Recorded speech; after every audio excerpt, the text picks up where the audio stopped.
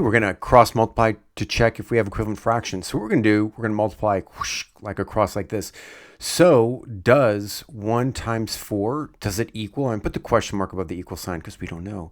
Does it equal 2 times 2? So 4 equals 4. Yes, we have equivalent fractions. So 1/2 is equivalent to 2 over 4. Let's check this next guy. 2 over 5, is it equivalent to 4 over 9? We don't know. Let's check by cross multiplying. Okay, so we do 2 times 9, does it equal? We don't know. Does it equal this other guy, 5 times 4?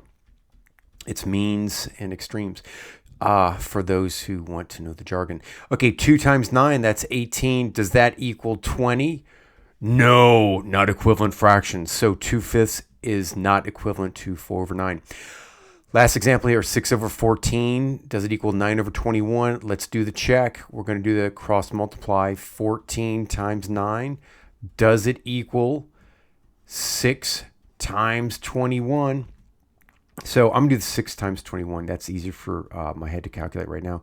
I think that's 126. And guess what? 14 times 9 is also 126. So yes, we have a match. So 6 over 14 and 9 over 21, equivalent fractions. You're good to go. That's how you check it. Cross multiplying to check for equivalent fractions. Good luck, guys.